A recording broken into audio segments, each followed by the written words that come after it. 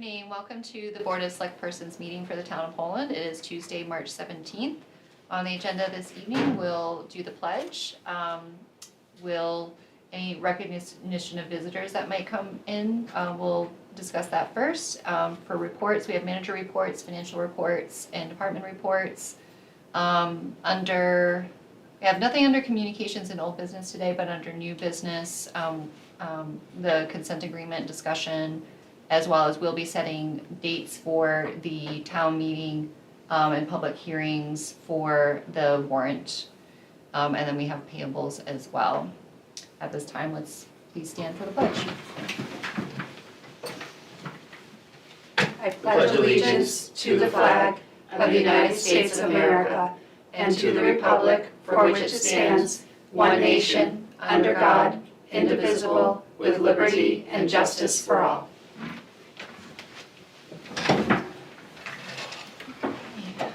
Matt is not with us this evening, so Nikki will be filling in. Yep. Is there anything on manager reports that you wanted to go over? Yeah, just Jackson Leonard is also not present tonight. He is absent with notice. And Jimmy Walker is on by Zoom tonight with us. So town manager report for March 17th, Maine Waste to Energy. They approved their fiscal year 27 budget. They deferred planned maintenance for April into the next fiscal year due to cash constraints. They approved gate increase to $133 a ton for commercial haulers. The attorney is reviewing existing contracts with non-member municipalities to determine if their rates can be increased. The goal is to increase revenue. Library grant documents have been submitted. USDA is reviewing them. And our bond was approved this week by the Maine Municipal Bond Bank for $850,000, so we're looking good there. Western Maine Managers Association discussion of what regional cooperation could look like for various municipal functions. Auburn Lewiston Airport, they adopted a capital improvement plan and budget. And that, the only other thing on the manager's report is the manager has decided that he will leave the CEDC budget at $56,500 for this upcoming year to see what they can do with the money, and to also get a more detailed list of what they can use the money for to them. Excellent. And then we'll relook at it next year to see if we need to drop it at all. Very good. Thank you. So, going into the financial statements, we are 73.08% through the year. We didn't really see much on here. Taxes are obviously coming in pretty good right now.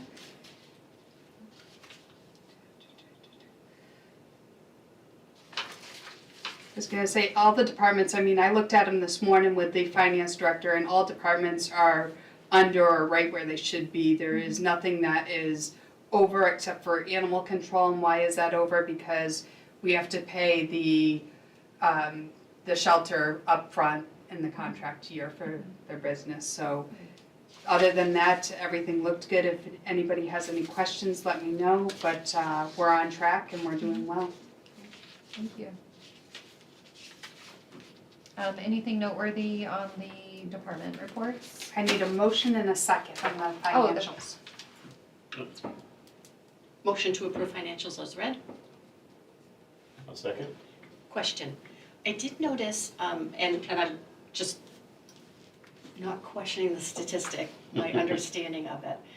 The fire rescue budget says it's at 75.03% for wages, but when I go down to the line items, it's not that high.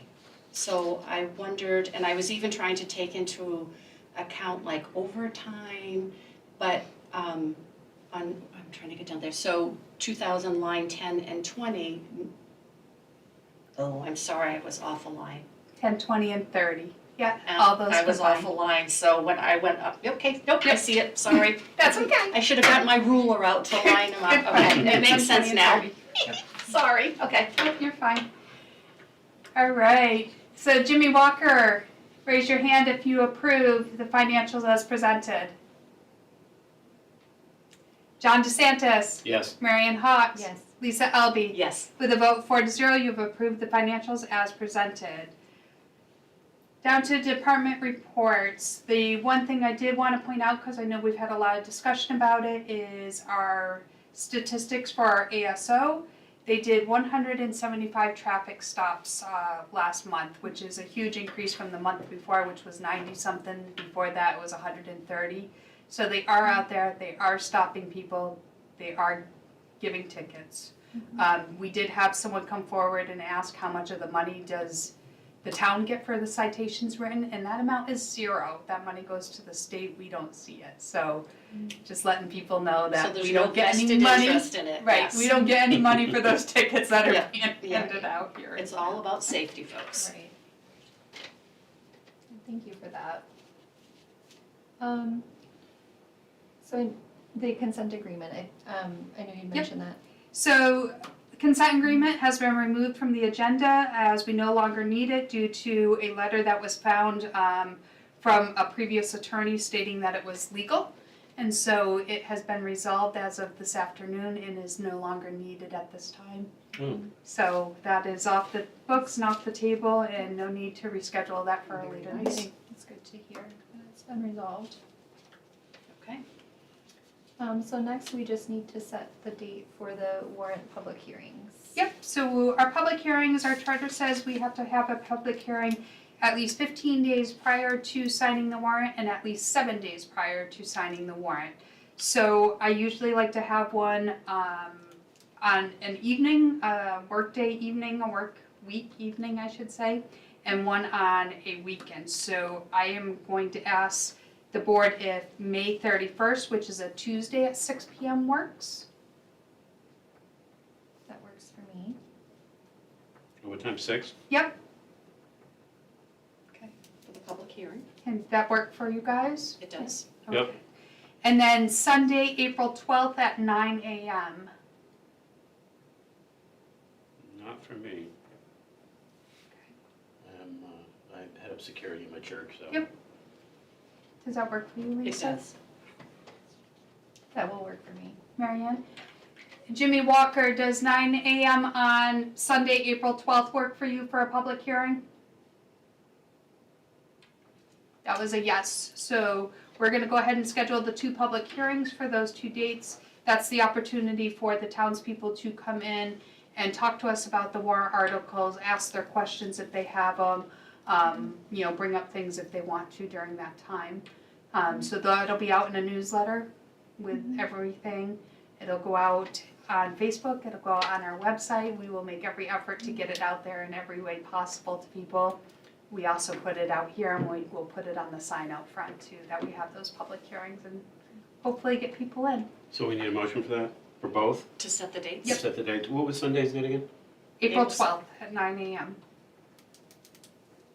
And one motion for both is good? Yep. Okay. You guys set? So I say we make a motion for the public hearing on the warrant article for Tuesday, May 31st at 6 p.m. and Sunday, April 12th at 9 a.m. And I second that. Any more discussion? No, I just have one. Is it possible to have it on a Saturday instead of a Sunday? We can definitely try. I know a lot of people are busy on Saturday with sports things for their kiddos. And I know church is on Sunday morning, so I know it kind of is one of those things. Is there a reason we couldn't do it like at noon or 1 on Sunday? We could try, I Yeah, just don't know. Just to avoid church That would be better. folks be able to come. Do we need a, If you guys want that, we can make it work. I was looking over at our camera guy to make sure he's available, and he is. Yeah. Oh, So yes, that would be good if to you know. guys want to move Sunday to noon or 1? 1, that's fine with me. 1 o'clock? 1 We'll do- o'clock? we'll do one. All right, so you would need another motion for the whole thing or just for Sunday? Just for Sunday. All right, so, so a motion for public hearing on the warrant article for Sunday, April 12th at 1 p.m. Seconded. John DeSantis, Yes. Marion Hawks, Yes. Lisa Elby, Yes. Jim Walker. Yes. 4-0 vote. We have set the public hearings for Tuesday, May 31st at 6 p.m. and Sunday, April 12th at 1 p.m. They will be here in this room. We will also have them broadcast on Zoom so people can watch them from afar or Zoom in if they want to. Okay. Payables? What page is that? 69. Mine is all messed up here.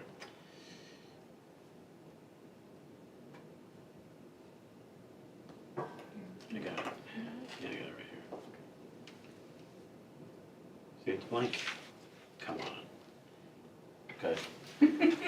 All right, so we need to make a motion for the authorization of cash disbursement for fiscal year 2026 totaling in $1,192,497.32. And I second that.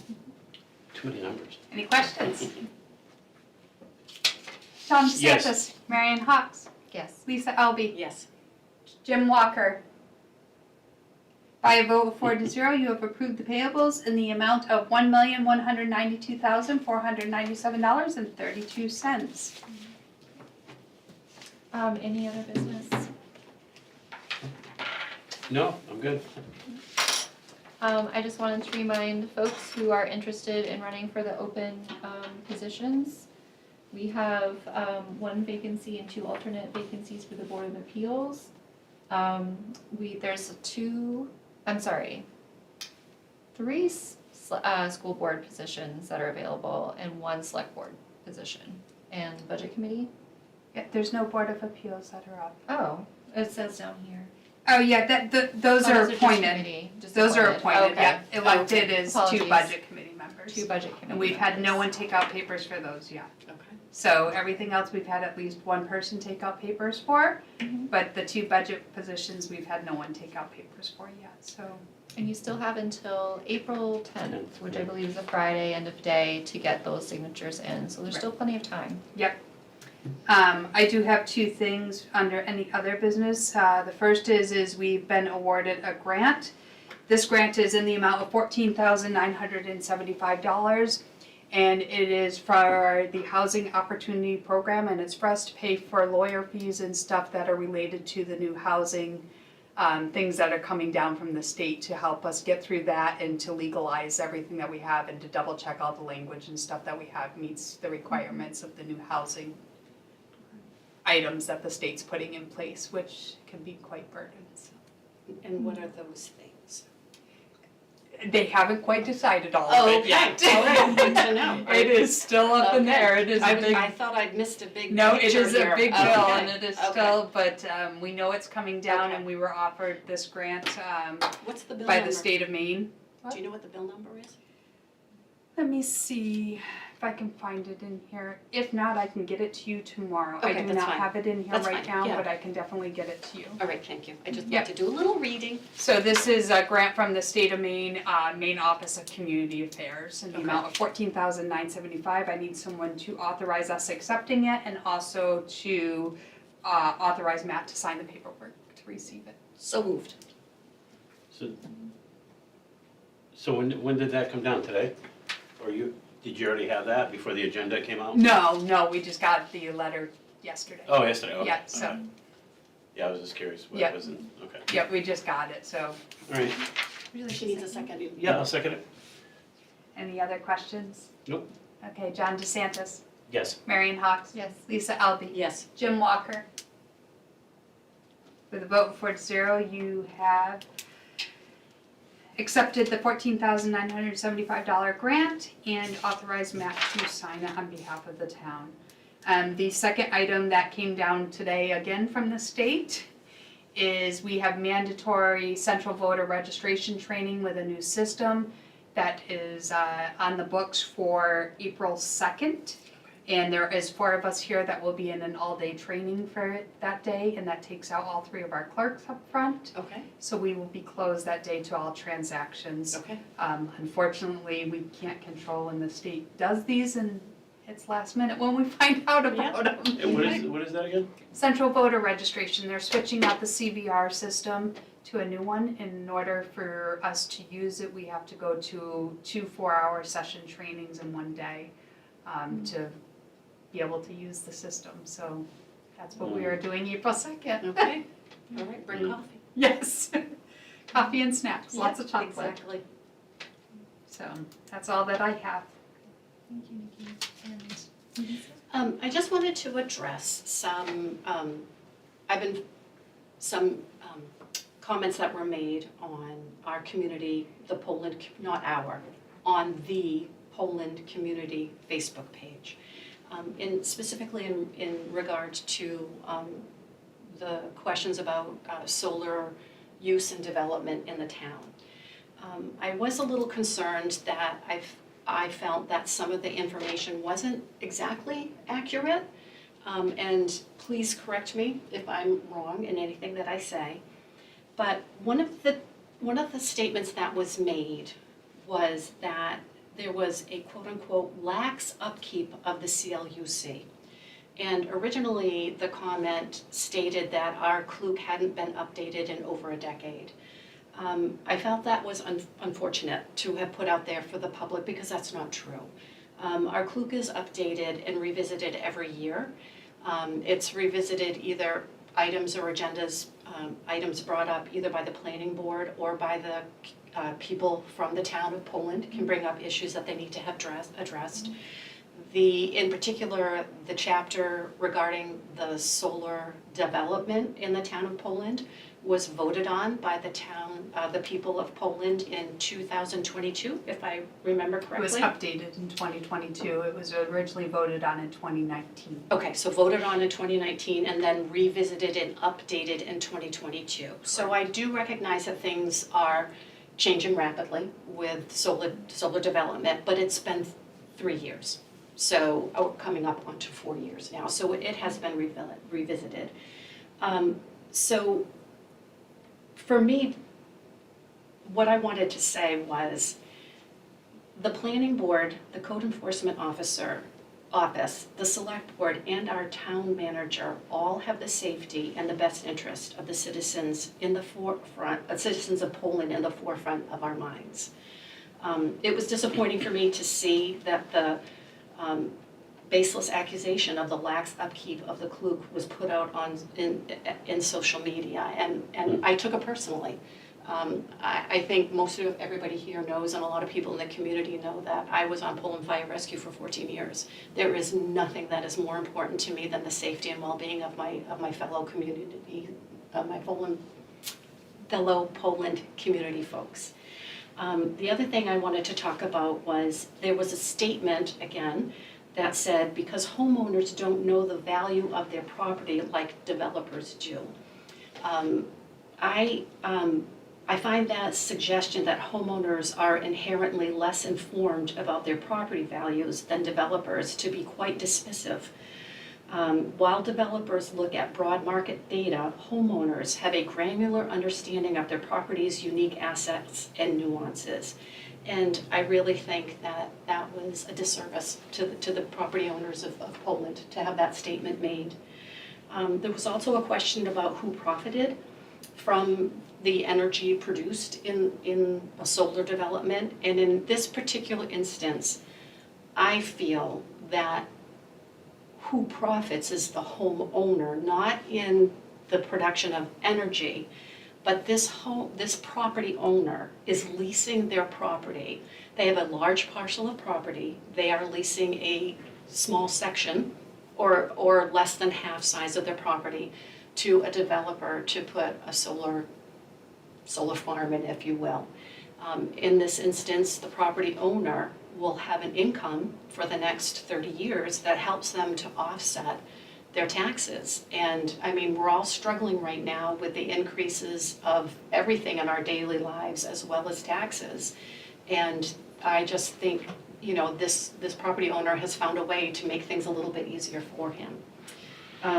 And I also wanted to address that the statements that our CLUC is lacking in I guess, regulation, or again, the lax upkeep of the CLUC.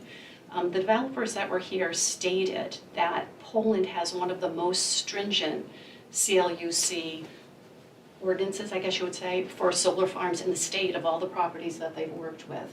So we're not lax, the CLUC isn't lax.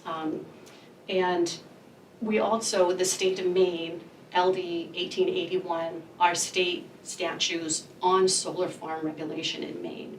So not only does our CLUC, but the state's LD 1881 addresses what you have to do to decommission once the solar farm has run its life. How you have to put if it's agricultural land, like for farmland, it has to be put back to, the original state of 48 inches down. If it's forest land, it has to be 25 inches down, and which means if there was anything sunken in the ground, like posts and things, those all have to come out.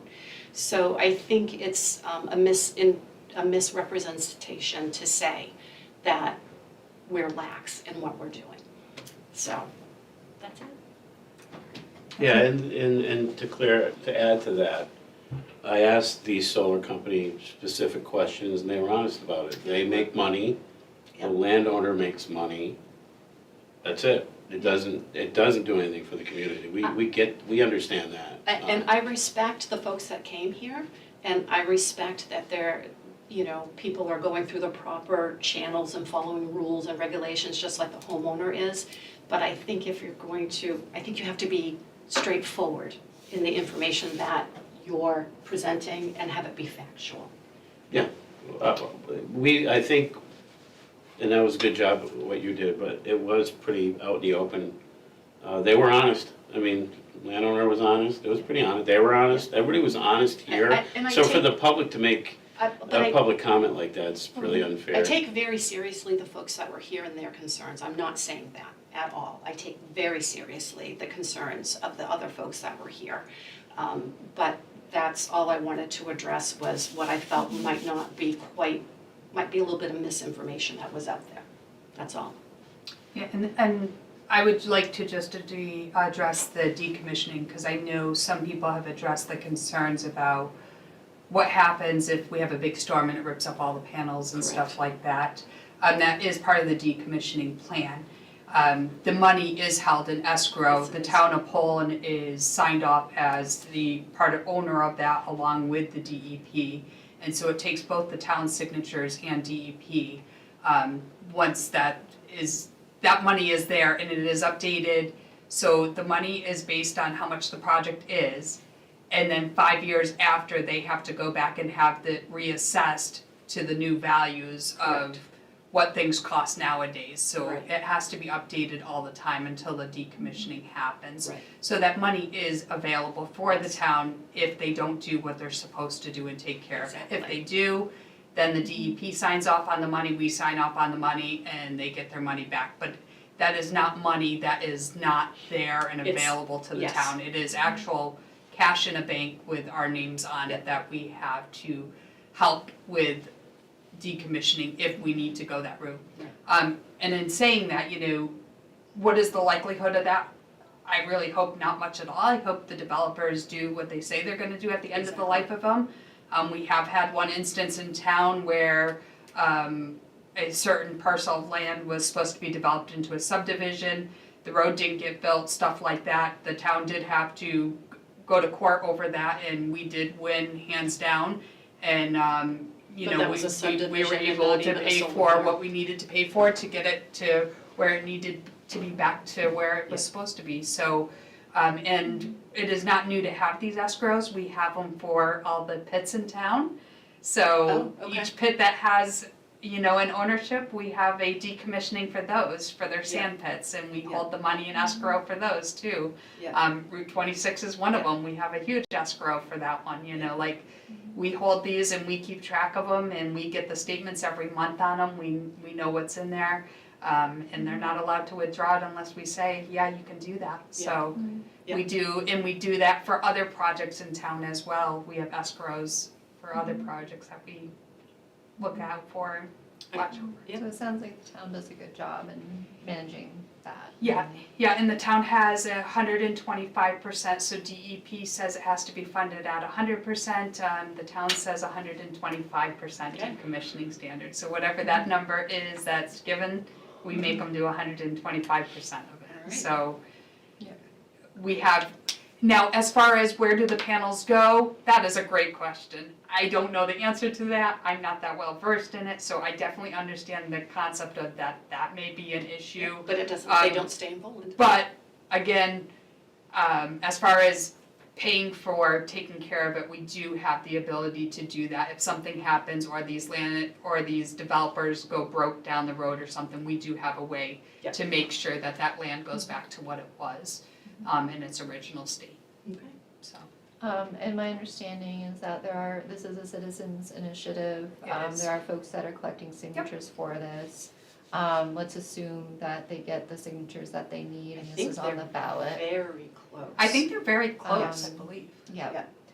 This will be part of the warrant discussion and the public hearings Yes. that we'll have on Absolutely. the 31st and April 12th. So Yep. it's another opportunity for folks to come and have some good discourse over this hot Absolutely. Absolutely. topic. The one thing that I did have a question about that I got confused about was during the March 3rd meeting, was it in order to have a moratorium, they had to have it in by March 9th, but where this is an actual warrant for the ballot, it doesn't have to, it was a different timeline, in other words? The March 9th was given an error on a misunderstanding. Oh, okay. And so I did the next day contact Okay. the head of the person that The was group, here. yep. And it was March 24th, they have to Oh, have the okay. signatures Okay. to us to verify them and stuff. That way Okay. we have them ready for the March 31st and we know it's gonna be a warrant article Okay, at that good. time. Because we have to know, at least, we have to give the clerk at least some time to verify those signatures and stuff. But we also have to know if it's gonna be on the warrant, so it can be part of that public hearing. Okay, good, excellent. So, March And 24th. Will it be part of the mailer or is the mailer more focused on the budget?